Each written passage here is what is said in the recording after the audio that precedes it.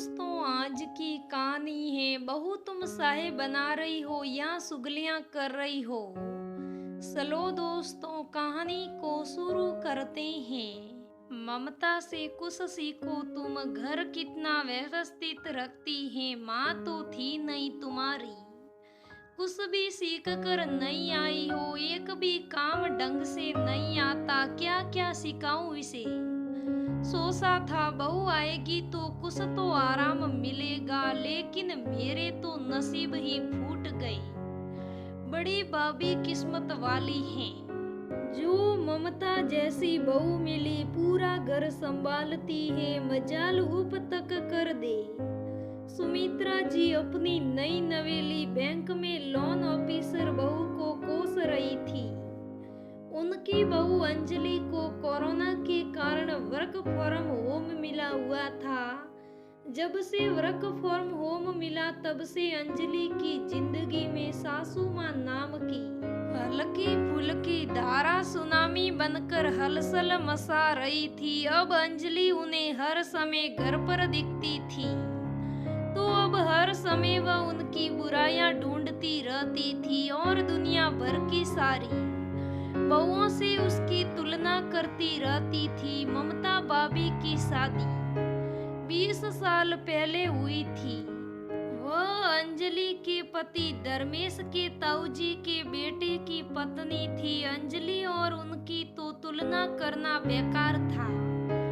अब कोई संकी सी पहलवान की दारा सिंह से तुलना थोड़ी हो सकती है। अब अगर मछली पक्षी को आकाश में उड़ता देख और पक्षी मछली को जल में तैरता देख, पर इस पर तुलना करे तो दोनों को ही अपने आप में कमियां नजर आएगी, जबकि दोनों में ही अपनी जगह कोई खूबियां हैं। इसलिए ममता भाभी और अंजलि की तुलना करना बिल्कुल बेमानी थी। तब ही दरवाजे की घंटी बजी। धर्मेश के ममेरे भैया और उनकी बीवी मनीषा आए थे। सुमित्रा जी तो अपने कमरे में लेटे लेटे ही बड़बड़ा रही थी। अंत दरवाजा खोलने अंजलि ही गई।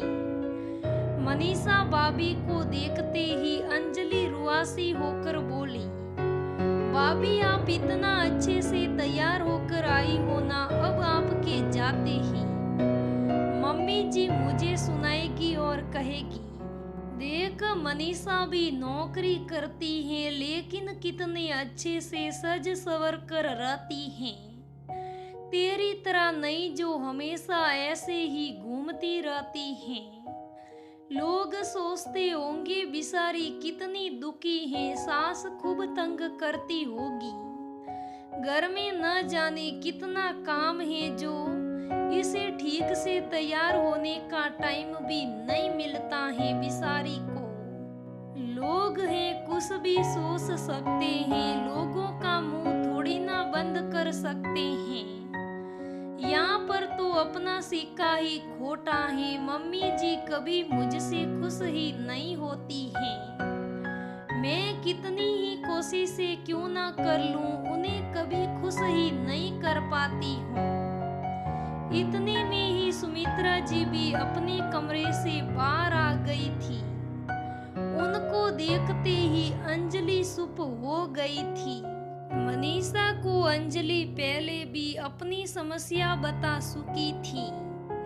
एक आत्मविश्वासी और आत्मनिर्भर लड़की को ऐसे टूटते देखना मनीषा को अच्छा नहीं लगा। मनीषा अंजलि के साथ किचन में आ गई थी।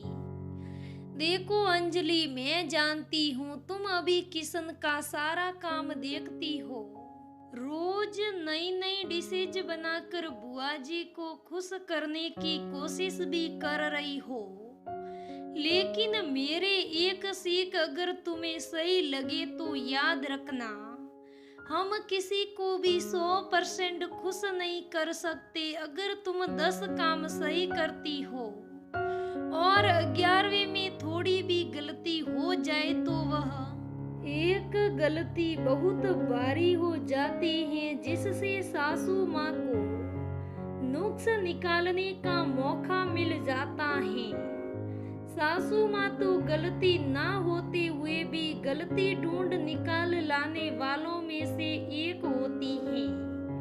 तुम अपने लिए एक सीमा निर्धारित कर लो, मनीषा ने उसे समझाते हुए कहा। भाभी, मैं सोचती थी कि मुझे सही में कुछ नहीं आता, क्योंकि मेरी माँ तो बचपन में ही चल बसी थी मुझे छोड़कर। मैंने तो सोचा था सासू माँ में ही मेरी माँ वापस मुझे मिल जाएगी, मेरी माँ की कमी मुझसे दूर हो जाएगी, मुझे माँ का प्यार मिल जाएगा। लेकिन ऐसा कुछ नहीं हुआ। मम्मी जी तो मुझसे हमेशा ही नाराज रहती हैं। आप किन सीमाओं की बात कर रही हो? अंजलि ने पूछा। अरे यार, घर के काम काज करने की तुम उतना ही करो जितना करना संकट से समाप्त होने के बाद कर सको। तुम जितना ज्यादा प्रयास करोगी, बुआ जी की उम्मीदें तुमसे उतनी ही बढ़ती जाएगी। तुम उम्मीदों पर खरा उतरने के लिए अपने आप को पूरा गला भी दो ना, तब भी उम्मीदें किसी की पूरी नहीं कर सकती हो। इसलिए उतना ही करो जितना तुम अपनी समक्षताओं के अनुसार कर सकती हो। सासू माँ तो है ही एक ऐसा इंसान है जिसे तो शायद भगवान भी खुश कभी नहीं कर पाएगा। हम तो क्या करें? मनीषा ने मुस्कुराते हुए कहा। भाभी, शायद आप सही कह रही हो, अंजलि ने कहा। अरे अंजलि, चाय बना रही है या बिरबल की खिचड़ी? ममता तो अब तक चाय पानी पिलाकर खाना भी बना देती।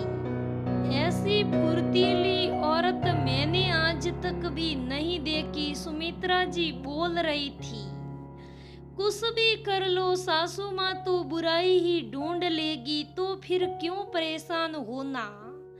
अंजलि और मनीषा दोनों ने एक साथ का और खिलखिलाकर हंस पड़ी।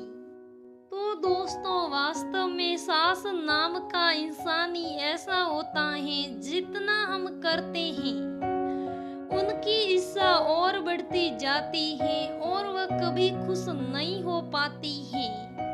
इसलिए दोस्तों, हमें इतना ही करना चाहिए जितने में हम खुश रह सके, जितना हम कर सके।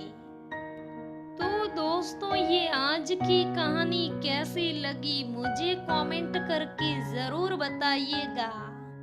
अगर कहानी अच्छी लगे तो लाइक करना, शेयर करना, मेरे चैनल को सब्सक्राइब करना। धन्यवाद दोस्तों।